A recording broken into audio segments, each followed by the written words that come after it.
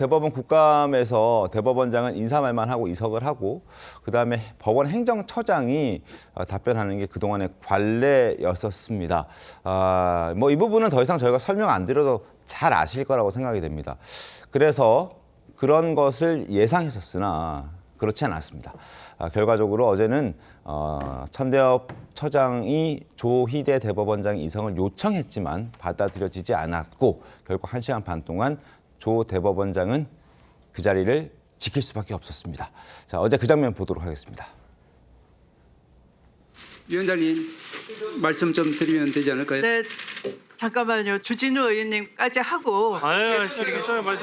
먼저 말씀하세요. 초등학교 들어갈 때 이제 그 교과서에서부터 이제 상권 분립, 또 사법부 존중, 그리고 국회에 대한 존중 이런 부분이 갖다가 이 자리에서도 실현되는 모습을 저희들도 원한다는 말씀을 좀 드리고 싶어서 말. 3심에서 단 이틀 만에 표결합니다. 이런 사건이 이 세상에 있습니까? 제가 지난번에도 말씀드렸지만 3월 28일 날 이제 항소심 선고가 되고 그 대법원에 접수가 되고 3월 자, 그리고 오늘 조선일보도 지적을 하고 있습니다. 바로 이 부분입니다. 절대 졸속 재판이 아니었다라는 부분입니다. 이재명 대통령의 선거법 사건에 대법관 다수가 지연된 정의가 아니다라는 의견을 갖고 있었고 1심과 2심이 워낙 지연이 됐었기 때문에 1심에서 2년 2개월, 2심에서도 4개월을 넘겨서 선고가 나왔었기 때문에 대법원만큼은 그래도 3개월 이내로 결론을 내리자라는 의견들이 법원 다수 의견이었다라는 겁니다. 그래서 지금 더불어민주당이 지적하고 있는 9일 만에 선고했다, 졸속으로 선고했다. 이건 사실이 아니다. 앞서도 그래픽 보여드렸습니다만 3월 28일 서류가 접수되면서부터 따져받고 자료들을 면밀히 검토했다라는 겁니다. 그러니까 지연된 게 아니다라는 주장인 거잖아요, 정치훈 부위원장님. 일단은 그 아까 천대엽 법원 행정처장이 상권 분립을 말씀하셨잖아요. 그러니까 근데 네.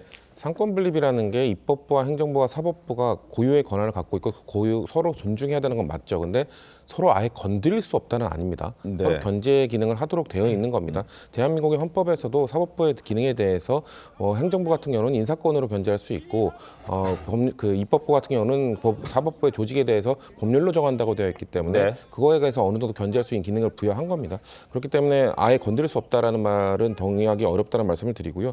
말씀하신 것처럼 3월 28일 날 이 소송 기록 접수가 됐다. 네. 저는 사실 저도 이거에 대해서 명확히 잘 모르고 있었거든요. 그러니까 저 같은 고관여층도 잘 모르고 있었다면은 아마도 민주당 지지층 일부 다수는 이때 소송 기록 접수가 됐고 어느 정도 기간이 있었다는 걸 모르시는 분들 많을 겁니다. 네. 만약에 아까 천대엽 법원행정처장이 제가 저번에도 말씀드렸듯 했으니 저번에 말씀을 하셨던 것 같은데 네. 그러면 이후에 계속해서 좀 의혹이 있다면은 대법관 대부분이 3월 28일 소송 기록 접수된 것을 4월 며칠부터 며칠 사이에 이미 보기 시작했다.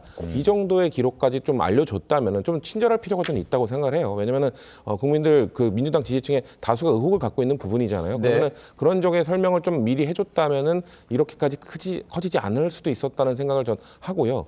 그리고 그 조희대 대법원장 역시 어제 마무리 말씀하실 때 그래도 명확하게 만나지 않았다는 얘기를 다시 한번 했잖아요. 근데 네. 이전에 입장을 공표했듯이라고 했지만 그때는 약간 모호함이 있었습니다. 네. 그러니까 만나지 않았다는 얘기 전에는 논의하지 않았다는 얘기만 하다가 그래서 한덕수 총리의 이름을 뺀 주어를 넣고 갑자기 또 만나지 않았다고 하면서 그럼 한덕수 전 총리 만났다는 얘기인가? 약간 모호한 답변을 해줬었기 때문에 네. 어제 마무리 발언으로 좀 명확하게 안 만났다는 입장을 조희대 대법원장 입으로 들은 거 아닙니까? 네. 저는 이게 그래도 필요한 과정이었다고 생각을 하고요. 왜냐하면 과거에 저는 그 조희대 대법원장을 그래서 앉혀놓은 건 잘한 것이냐 이런 거에 대한 저는 의견을 갖고 있습니다만 과거에 그 김명수 대법원장 때 네. 그때도 야당이 불러서 저렇게 질의를 해야 된다고 주장을 했었거든요.